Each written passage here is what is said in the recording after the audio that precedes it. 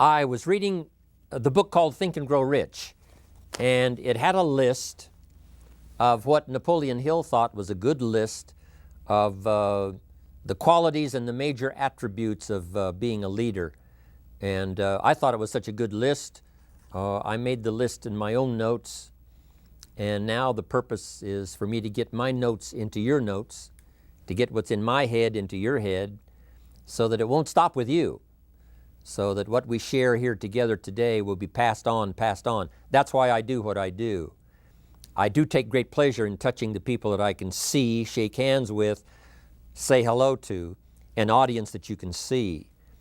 But I am also aware of the unseen audience that's being affected by whatever we do.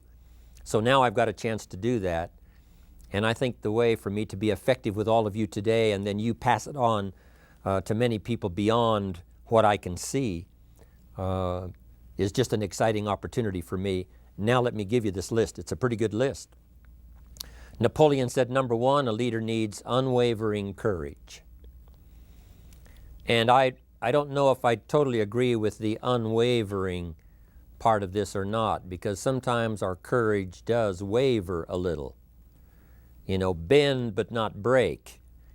Courage mounts up, and then sometimes we have the doubts that creep in, and we reach a little deeper to find that courage that overcomes our doubts and our fears. So I would probably debate a little bit with Napoleon on this unwavering courage, because sometimes courage does waver.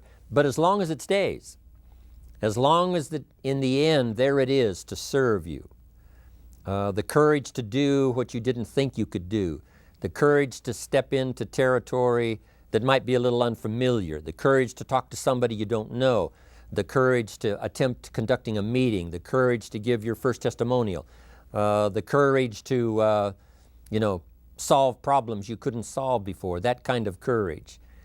The courage to stand up when it's sort of dark in your corner, the courage to do it when it isn't going your way seemingly, the courage to try to have a good day in the midst of a bad day, that kind of courage. Wavering a little at times, yes, because we all have doubts that attack us. We all have small fears that creep in. That is the nature of life. But that's what faith is all about. That's what courage is all about, to serve us when our doubts will not serve us well. Faith to overcome fear, and courage to overcome our doubts. But that is a good quality, a good attribute for a leader, and that's unwavering courage. Second, Napoleon said self-control. That, of course, is the very essence of life itself, is self-control. Because we all have this warfare going on. You know, it's going on in the world, the warfare between liberty and tyranny. In our own body, the warfare between health and illness, the struggle is on. The struggle between light and darkness, the struggle between good and evil. I call it opposites in conflict. And as soon as you're born into the world, as soon as you find yourself and discover yourself on this spinning planet headed somewhere, you know that this exists. To be a civilized society, we must drive the dark side of our nature into a small corner and let the positive side flourish. Early, we must learn to exercise self-control. Power is a wonderful thing, but it must be exercised properly. It must be exercised to benefit and not to destruction. So self-control is certainly necessary to be a strong leader, so that you can become the best example. The example of having your temper well managed, to having that dark side of your nature under control. The best example of choosing wise words and not being careless, that kind of control. Control of your appetite, control of your desires, so that they fit into the positive side of life and not the negative side. Self-control, very important. Then he said, a leader must have a keen sense of justice. How very true. Justice we become familiar with, even when we're small. When certain things that happened or were done to us that we something told us that wasn't right. Someone did us wrong. We have that sense of right and wrong, and it starts very early. Then we have to have that sense of utilizing what's right and what's wrong so that we develop this sense of justice, this sense of being fair, this sense of being on the positive side, on the right side. To minimize a person's mistakes, they need to have this sense of justice. We have to have justice when we're building an organization. You know, what's fair, what is a good balance. The marketing system that Mark put together has to be fair for everyone. If you have a customer and you take care of that customer, someone else cannot come along and take that customer. The same is true with the distributor. Certain rules and regulations so that all of us have a chance to fit within this framework of fairness, justice, and what's right. Otherwise, enterprise cannot work. Otherwise, we have what we call in a political sense anarchy, where there is no justice, when might is the order of the day, power is the order of the day, not the law, not the rule, not what's right, but power. And we would all dismiss that. It's been a catastrophe in the last 6,000 years, the governments that resorted to power instead of democracy, that resorted to intimidation instead of freedom. And we all know the terrible toll that takes. But it takes a toll not only politically in a country or politically around the world, but it takes a toll even in enterprise. It takes a toll in school if a teacher is unfair. It takes a toll in working on a team where someone is unfair or where the leadership is not fair in the administration of justice. So this is true, a keen sense of justice and what's fair and what's right. Part of this we have to learn as we go. You know, you don't have it all the first year. You haven't got it all the second year, the third year. After all the years that I've, been around, both as a human being and as a business person, we're still, even at these years, trying to decide what's best, what's fair, what's right, to give balance to our life and to build on a firm foundation for the future. So I agree with Napoleon. Good idea. A sense of justice. Here's another one, he said, definiteness of decision. Indecision is the thief of opportunity. If you don't decide, the opportunity could slip away. If you don't decide what you're going to do today, the day could get away and you're not very effective. I talked about in my recent travels about time management. And here's one of the best ideas of time management. Don't start the day until you have it finished. Is it possible to finish the day before you start it? And the answer is yes. If you don't finish it to the best of your ability, have some idea, some good plan, sure enough, the day escapes. And in the morning you say, let's see, what should I do now? In the afternoon you say, hey, time's getting away from me, what should I do now? And now most of the day is lost. Most of the day escapes not being utilized and doesn't work for you simply because you didn't make those decisions early, at the early part of the day. The decisions we make in the early part of our life sometimes last for a lifetime. The early decisions that you make about what you're going to do with your life as far as Herbalife is concerned, those decisions are vitally important. If you neglect them and don't make them, sure enough, the time passes and the opportunity sometimes is diminished. And sometimes you spend a lot of time now catching up simply because you didn't make those early decisions. So it's the decisions at the first of the day, it's the decisions at the early part of the month, it's the decisions at the early part of the year that greatly determines what kind of year you're going to have. The decisions you make in the early days of your marriage, sometimes those are the decisions that affect the marriage for a lifetime. The decisions you make at the first chance you see opportunity, those decisions, what you're going to do with it, how far you're going to take it, what it's going to be meaning to you in the years to come. Those early decisions are vitally important. Then we need decisions to correct poor decisions, to overcome our mistakes. It's possible, of course, for all of us to make unwise decisions. And at the end of 1 year, at the end of 1 week, 1 month, or at the end of a few years, we say, that decision cost me too much. Cost me a lot of time, cost me a lot of money, cost me maybe a good relationship, cost me a chance to be productive. But as long as you're alive, there's still a chance to use new decision power to correct the mistakes of decisions that were bad in the past. All of us have the opportunity to do that, but I think Napoleon was right here too. You got to be definite in making decisions so that the opportunity doesn't pass you by. Take advantage. Here's the next one. Napoleon Hill said, a good leader has definite plans. How important that is. And of all the years, I think, to cash in on Herbalife's momentum and make some plans for the future, this has got to be one of the greatest years.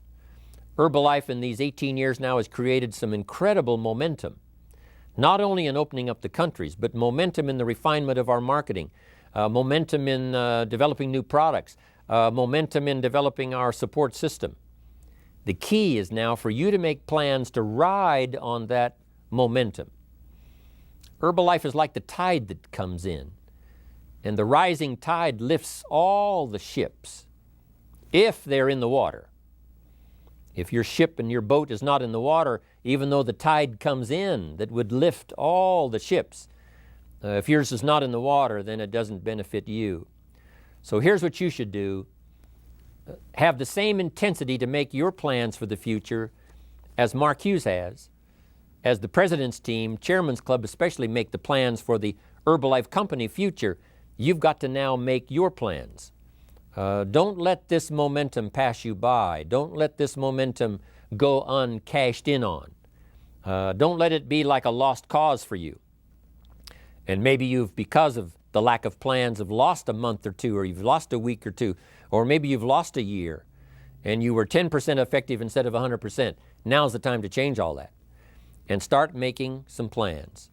Your Herbalife plans, they're vitally important.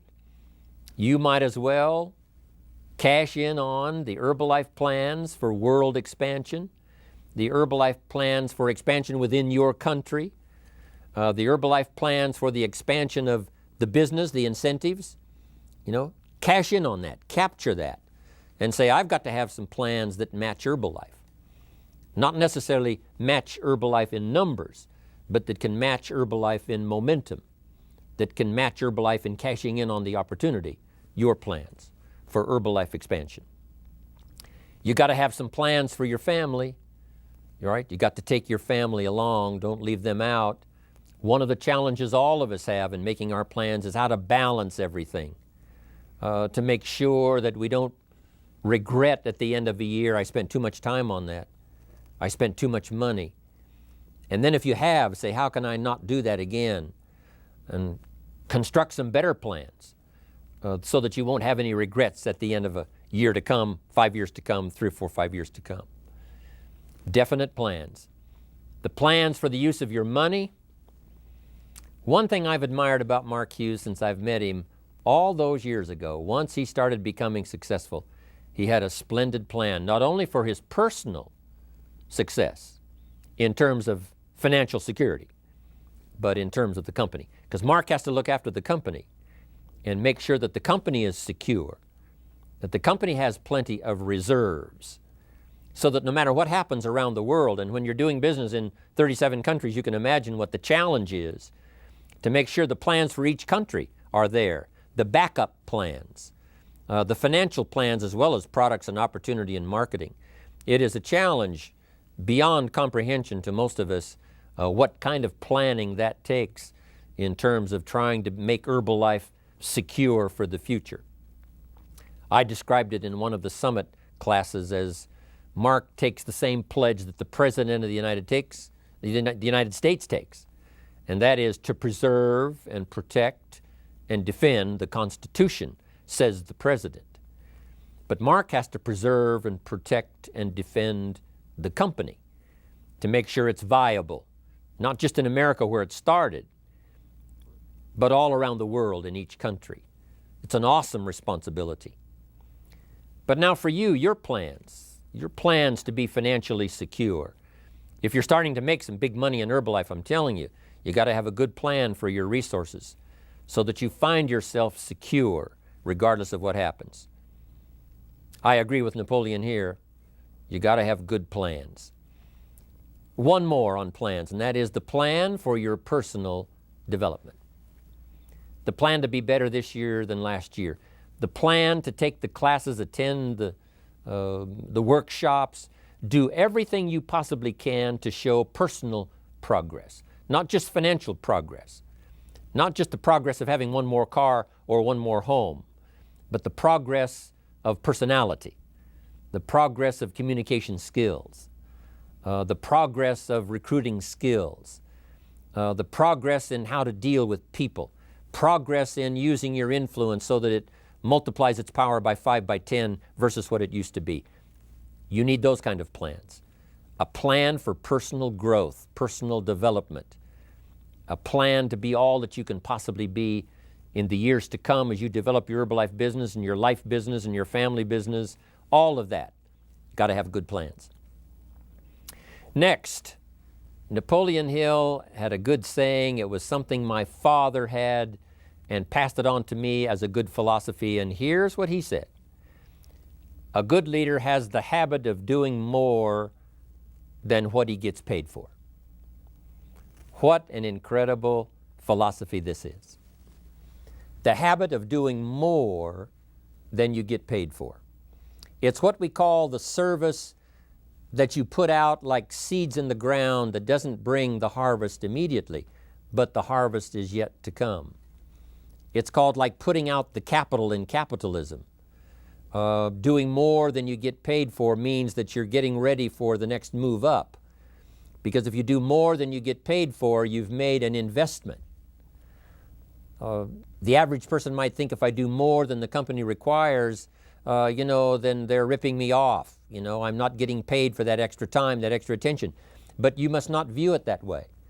You must say, I'm getting there a little earlier, staying a little later, as an investment in my own personal future. Because I want that kind of reputation. I want that kind of philosophy to work in my life. Do more than you get paid for. And this philosophy works incredibly well in Herbalife. You make the Herbalife sale of the Herbalife products. Now you must do more than you've gotten paid for. Right? They've got the product, you've got the money. But you can't stop your investment there. Now you must develop the investment in time, effort, and energy in turning that new customer into a testimonial. And sometimes that's the most difficult work, the work after the sale. Because the sale might be fairly easy. Someone says, hey, I've been looking for this product, I need it, here's my money. But now you've got to stay with them, make sure they don't just buy the product, but that they use the product. And that they don't just use the product, they keep using the product. That's the work after the sale. But if you learn to make that kind of an investment and do more than you get immediately paid for, the payoff in the future can be fantastic. Because as we all know in Herbalife, what really pays off is not a sale of the product. What really pays off is a testimonial. A testimonial that gives you more sales than you can keep up with. A testimonial that takes you places you could never go by yourself, introduces you to people you'd never see on your own. That kind of investment is so powerful. So you do more than you get paid for up front. It's happened for me, making the investment. When I first started lecturing 36 years ago, I talked to high school classes, college classes, service clubs, and I gave it all away. I went and talked for free. Someone said, Mr. Owen, would you come and do this breakfast talk? I said, sure. Could you do this luncheon talk for this service club? I said, of course. And all of that in the beginning was for free. Primarily because I'd made my fortune, I didn't need the money, but I did it for free, but look what it's made for me by giving that kind of service in those early days. And finally it led to business and led to an enterprise. And I was giving the seminar all those years ago here in Los Angeles, and Mark Hughes was in my audience. So what you don't get paid for, don't worry about that. Just render the service with the vision of the future that it'll come back multiplied if you have this kind of habit, this kind of philosophy. Next, Napoleon Hill talks about personality. You need a pleasing personality.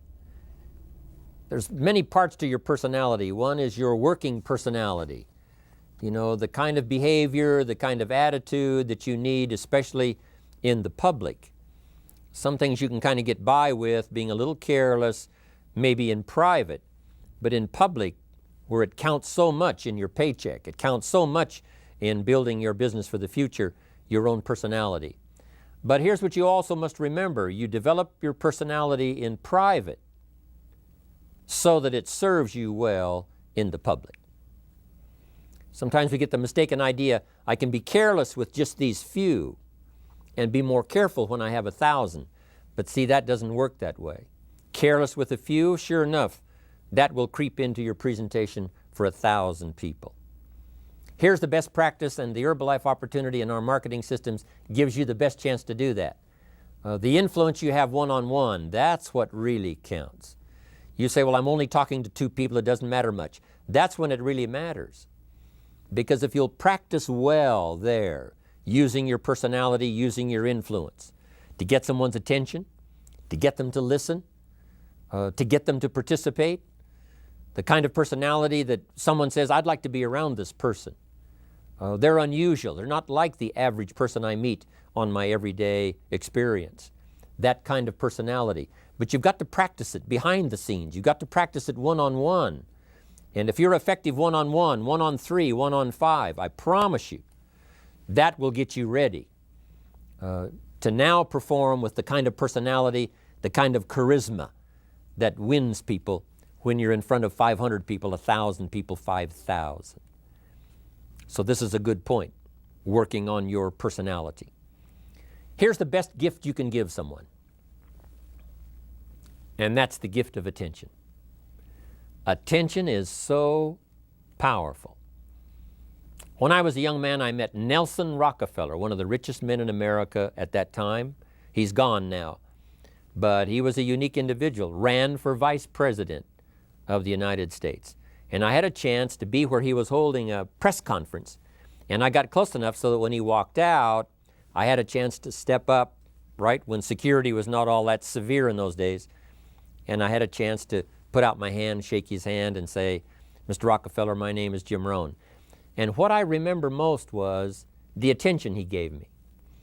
With the lights of the cameras around and everybody all around, he looked right at me and said, Jim Rohn, where are you from? I said, Idaho. He said, I really like Idaho. It's one of my favorite states in all of the country. And for just a few seconds, he gave me his attention, shook my hand. I'll never forget the handshake, right? One of those multi-million-dollar handshakes. But I'll never forget that personal attention he gave me, just for a few seconds. It was powerful. Made an impression on me that's lasted until this day. That's why I remember to tell the story. So, same thing you can learn to do. Utilize your personality, utilize your influence, give people the gift of attention. Here's the rest of my list now as we finish up. Next, Napoleon Hill said a leader needs sympathy and understanding. We have to develop that early in our lives. All of our lives, we have to look at those that are less fortunate than we are, those who need a helping hand, and especially now we learn to look at those who need an opportunity, those who need a change in their health, those who need a change in their life and in their lifestyle. It's this kind of sympathy and understanding that drove Mark Hughes to construct the company. It took that kind of understanding, that kind of sympathy, that kind of deep emotional feeling. Then Mark understood what it meant to be poor. He understood what it meant not to have. He understood what it meant to be short on finances, on resources. He understood what it meant to lack, full formal education. He knew all of those lacks. And instead of crying about it, he said, what I will do is change it for myself, and then I'll help other people that have the same challenge. Lack of education, lack of the money, lack of the resources, lack of good health, faced with all kinds of difficulties they can't solve. I'll get mine solved, and then I'll be strong enough and have the skills to where I can help other people. That kind of leadership quality is so powerful. That kind of understanding. Here's the next one. A leader must have, Napoleon said, a mastery of the details. How very true. All can be lost with just a couple of missing details. On the trip to the moon, everything has to work, right? There's several thousand moving parts. There's several thousand pieces to the project of getting to the moon and coming back, and all of them have to work. You can't have 10% of them working, 90% or 80%. They've all got to work. And then there's the backup systems for something if something goes wrong to back it up. That kind of mastery of detail is so vitally important. But here's what else to remember as far as Herbalife is concerned. The drama is in the details. Someone says, I lost 30 pounds. Well, 30 pounds is 30 pounds, but that's not the drama. The drama is, where were you before you found Herbalife? How did you feel? What kind of circumstances? Now someone begins to give us some of the details. And then after they've lost the weight, now how they feel. Now their self-confidence has been restored. Now they feel better about themselves. The drama is in the details. But this is also important in the details of your day, the details of your business, the details of good communication. Master the details. Good advice, Napoleon Hill. Now here's the next three. Willingness to assume full responsibility. All of us have been taught that, especially these Herbalife years, to take full 100% responsibility. Mark Hughes says, what happened to me might not have been my responsibility, but what I do about it is my full responsibility. I've had some people did me wrong. In his first couple of business experiences, he was done wrong. Some people ran off with the money. He was left holding the bag. But he said, that's what happened. And I was not responsible for what happened.